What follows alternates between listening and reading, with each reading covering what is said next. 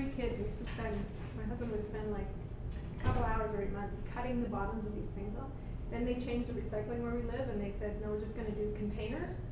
And we were like, cool! So we just threw the whole thing in a container and let them separate them. You can just tear it along the spiral, and then it just comes out easy peasy. Mm-hmm. Nice.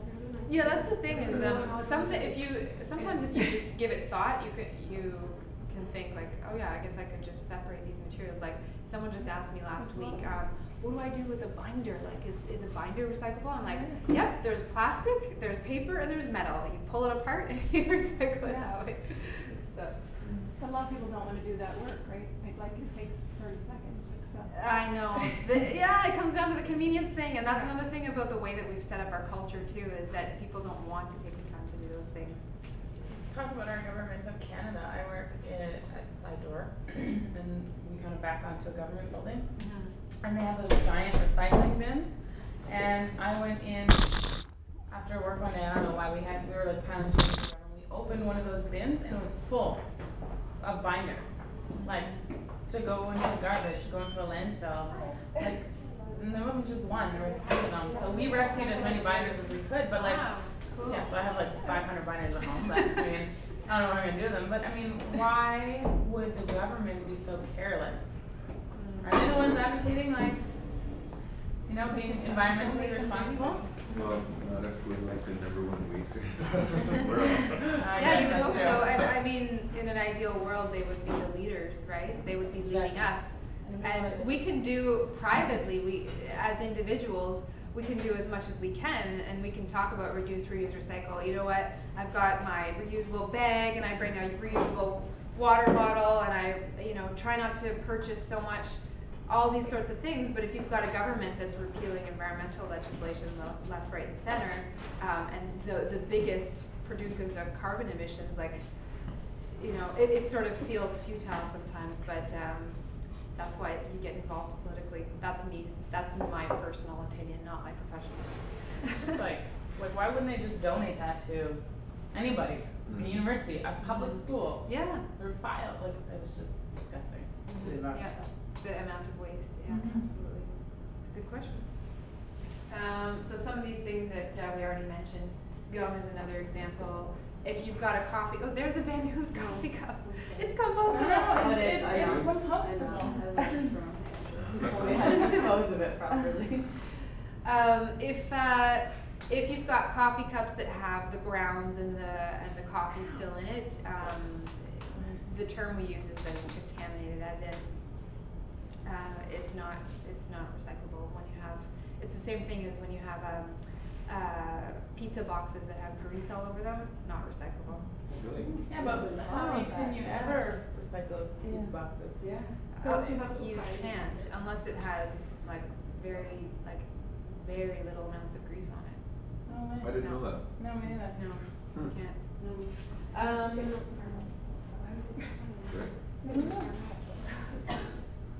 So this is essentially the makeup of waste. So we've still got 47% waste that's going to a landfill, and this is sort of the makeup of the rest of it. Paper being kind of the biggest chunk. This is University of Ottawa? Mm-hmm. Okay, I have a question.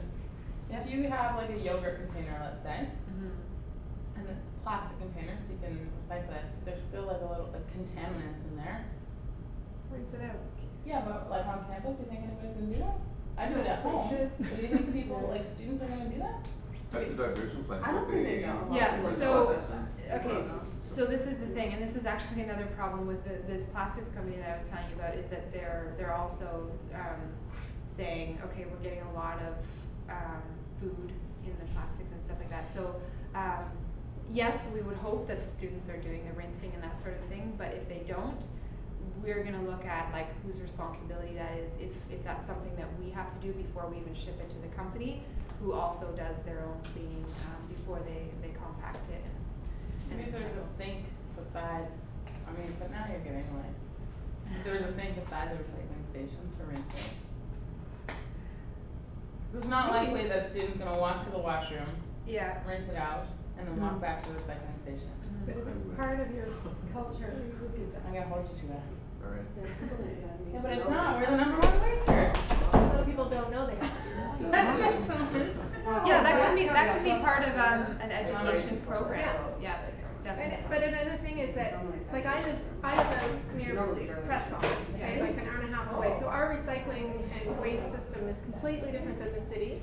My parents live in Nova Scotia, or they live in Halifax, and they have a cottage an hour and a half away, and they have two completely different waste systems. So they actually recycle plastics in one and not the other. So my mother brings all her plastics to the other place to recycle them, and it's crazy.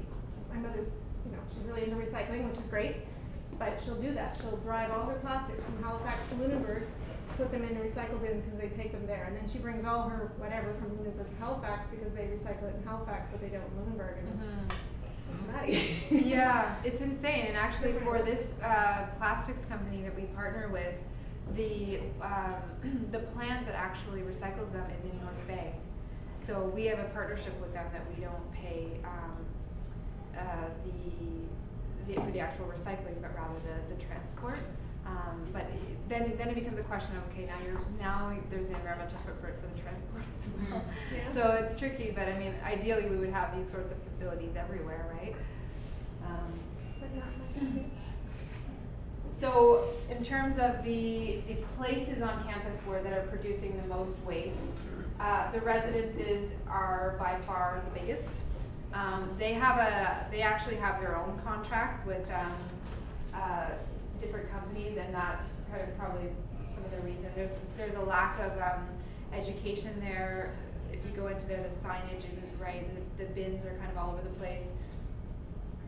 The system is not as good as it could be. So actually, Brigitte, before she left, talked to the residence committee for the residences, and we were coming up with a pilot project for Thompson, because Thompson, out of the residences, Thompson actually, for whatever reason, produces the most waste. So we're going to do a pilot project with them. We're installing the same recycling stations that we have on campus already in other parts, and I'm going to do an educational program with the students, and we're going to launch that in September and see if that helps. So it's good to see the breakdown so we know kind of the places to target. So we have, as you can see from these numbers, the campus has grown immensely since 1974, but at the same time our waste diversion rates are getting better. So right now we're sitting at, I think it's about 53%, but this is a little bit outdated. So we're more than 50% waste diversion. And so when I said at the beginning, we've got this target by 2020, we want to be zero waste, it's not as impossible as it might seem. And there's a projection there of where we want to be. So increasing the recyclables and compost and reducing the waste until it's basically at zero. So right now we're basically at a third of what we were when we started. That's actually an example of an activity that students could do if they wanted to know the makeup of waste in your department. You basically calculate the waste diversion rate, but you have to get like right in there with the garbage. So fun. Oh no, it doesn't work. Yeah, oh yeah, and you are no, I'm out of my way. I'll be posting all this online anyway, There you go. on the website if you need it. No. That's great, thank you. So before I close, I'm just going to tell you about some of the initiatives that we've got going on campus right now. Did you guys know that right now is Recyclemania? No. No. So Recyclemania is it's an 8-week international competition between universities and colleges around the world. What? So there's over 600 of them, and we have actually been the champions in Canada for the 4th year in a row. And this year, right now, from February 3rd until March 30th, this is our 5th year. And I'm coming on into this new, and I'm like trying my best to make it the 5th year that we'll win. And so, anyways, the idea behind it is that the universities are competing to produce the least amount of waste and the most amount of recyclables per capita. So we can easily compete with small universities because it's on a per capita basis. There are so many different activities and initiatives that we're doing within that. So if any of you are interested in volunteering, I have like a whole schedule of stuff that's going on. I'm trying to think of how to get the message out there more, because I want people to know about this and to really get engaged. You should put it on the Bachelor of Education website, because we're all a bunch of competitive maniacs. Yeah. So we'll all do our part. Yeah. No, seriously. Who would I contact for that? Well, student council, Hey, you Ron. can, if you give, yeah. Student council or Chris Searcham, or I don't know, somebody. Okay. Jessica would. Here. You should have it on Maybe Facebook. Jessica Put would it on our put it Facebook page. Send out an email to everyone. Yeah. If you send me like a little what you want me to post, I can post it on the Facebook page. That would be amazing. For- That'd be great. Yeah, we definitely I'm really concerned with the promotion of it, and also, and this kind of gets me, is I forget the name of the university, but my colleague was just telling me this, that last year there was a small university in Canada that lost to us by less than 1%. So I'm just thinking to myself, okay, if I were a small university and we did really well, but we almost beat the champions, you know, that have been champions now for 4 years. Next year, we're just gonna go all out and we're gonna beat them, you know. So that's my concern right now. I'm like, oh, we can do this, and obviously it's about more than that too. It's about getting students to actually rethink their consumption habits. That's huge, and I think that we can do it. One of the things that I wanted to talk to you guys particularly is the pledge to end waste. This is something I'm doing right now. Basically, it's you pledge to not produce any amount of waste for either a week, or at the beginning you could have pledged for the entire duration of the campaign. So I started February 3rd and I'm going to end March 30th. So everything that I consume during that period of time is either recyclable or compostable. And it sounds difficult, but actually when you've got the facilities like we've got at the university, it's not really that hard. I've got little bins in my bedroom, my plastics, paper, and compost. And anyway, it's amazing, honestly, the difference that it has made for me, because it makes you rethink, we have reflexes to put things in the garbage that are actually recyclable. And I've found myself reaching to put something, I'm like, nope, this is recyclable. And I never thought about that before, and now everything I'm questioning, is this compostable, is this recyclable? So anyways, if you guys are interested, that's another thing maybe you could put on the website or something. It's a pretty cool experience. Are there signs up, around the waste? There are.